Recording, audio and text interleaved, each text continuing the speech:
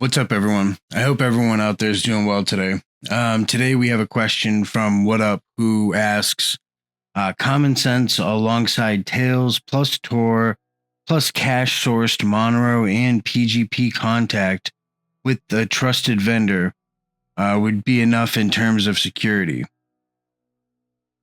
So at the end of the day, I think that would be a good start. There's no enough or relaxing time when you're talking about OpSec, InfoSec, or cybersecurity, though. I can't tell you that any security scenario you present to me is enough in terms of security or countermeasures. If I was going to make a purchase today, I do think I would be comfortable doing it under the circumstances that you enumerated. We're speaking hypothetically, of course. Now, that said, I would be doing you an incredible disservice to tell you that that's enough. Your hypothetical, enemies, the federal government, has black budgets set up to catch individuals conducting commerce on the Darknet. They won't stop, slow down, or relax. They're constantly trying to catch individuals doing business on the Darknet. Granted, the feds are definitely not rocket scientists in this aspect. Most of the time, they, take down darknet markets because of dumb security flaws that, the market admin overlooked or, didn't stay on top of. Or because of beginner level or rookie level mistakes that the darknet admin makes. The same thing occurs when, vendors and sellers get busted most of the time, anyway. In my case, I wasn't really a screw up in security or OpSec, but rather supervision of an individual. Perhaps that could have been chalked up to, some other way as a OpSec mistake on her part. But I say a lack in supervision because to me, that's more accurate.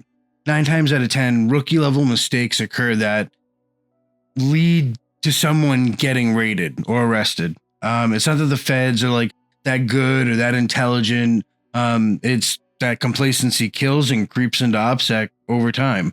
It only takes one oversight to have everything come crashing down.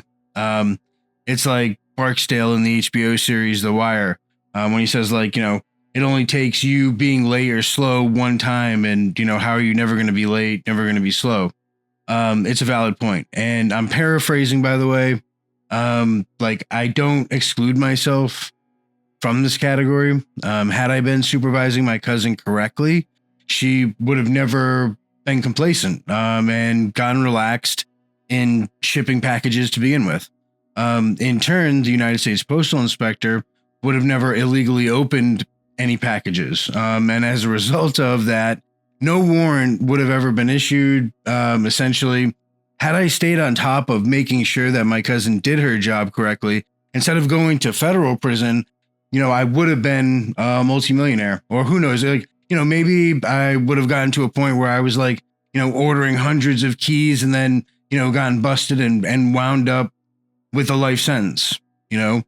My sentencing judge, Chief Crawford, told me that I was lucky. I was lucky that I got caught when I got caught. And I think based on my historical exponential increase in revenue, and therefore product that was on hand, there's definitely some truth to that statement. I was never in a relaxed mindset about what I was doing. To me, that was one of the most dangerous things that an individual could do. And instead, I was doing so much that I couldn't raise 3 children, manage their homeschooling curriculum, cook all 3, of their meals daily, work on multiple darknet markets as a staff member, and, at the same time work as a darknet vendor, answering technical questions, OpSec questions, filling orders, packaging orders, being active on the forums, growing medicinal grade cannabis, in my hydroponic systems, cultivating, hallucinogenic mushrooms, hypothetically, of course, and distilling moonshine, and managing all the other tasks that required me. I couldn't fit into my schedule supervising my cousin going to the post office and doing her job. that was one of the reasons why, her compensation was so well. She received like, a percentage of the profit from every box that was shipped. In addition to that, she also received a standard fee for each box that was shipped. On top of all that, she also had like, her car payments set, her insurance paid for, the gas for the car, like, and all of her living expenses were also paid for. She also had access to like any narcotics in unlimited amounts. And she definitely took advantage of that regularly. Even still, with all these things in place, I was still the one who screwed up, properly supervising her. By not supervising her, I wouldn't have like had to follow her in a separate car or, ride in a car with her. It could have been something as simple as just like reviewing the post office receipts that she had accumulated on a daily basis. Unless I had a dispute, which rarely happened, then I never had a need to actually view or review the receipts from the post office.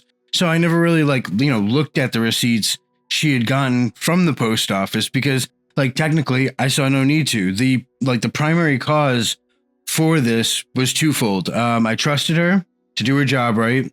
And I didn't take the time to audit her to ensure that she was doing her job correctly.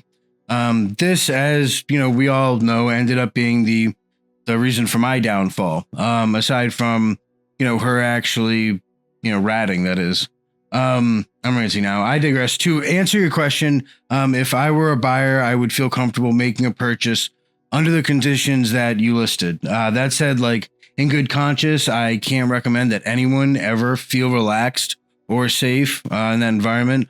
Also, drugs are bad, so don't order or sell them. The most enormous disservice you will do to yourself in being a buyer, vendor, or a darknet market admin would be to feel comfortable or safe. You need to consistently remind yourself that there are people out there who make a living hunting individuals like yourself. All this is hypothetical, of course. I'm simply reiterating what I've lived and applying it to hypothetical situations. That said, stay up to date with your threat modeling. Remind yourself that, law enforcement is constantly evolving. Stay frosty. Underestimating the enemy is, dangerous. But remember, so is overestimating them. Stay vigilant because your enemy is doing or trying to do that. They're trying to put you in a cell daily for years, if not decades. That said, it's really insane, that you're safer making a purchase on the darknet than you are in real life. Of course, either way, I advocate that you don't sell or do, any kind of narcotics.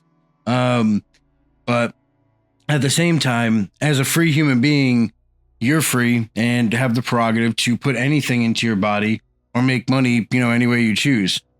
Just keep up to date, with the news, with, the tactics that law enforcement uses to catch vendors and buyers. This will also, this will give you good insight as a buyer or a seller into the type of dirty tricks that law enforcement tries on a regular basis. There have been tons of campaigns with the feds trying to catch buyers, but it's never straightforward for them. This is because the federal government can't legally ship narcotics to people. They can do things like controlled deliveries where they deliver a package, be it real or fake, to an individual and see if they'll sign for it. So they can say that you ordered it, which is why you signed for it. Of course, the countermeasure is simply to never sign for any package are coming from the darknet. It's why, any darknet vendor worth a damn will never require signature on any packages. So I hope this answers your question, and I appreciate you taking the time to, write it out. If you haven't already, hit the like button to support this content. Really helps out, and make sure that you subscribe if you haven't already. And I look forward to seeing you in the next video.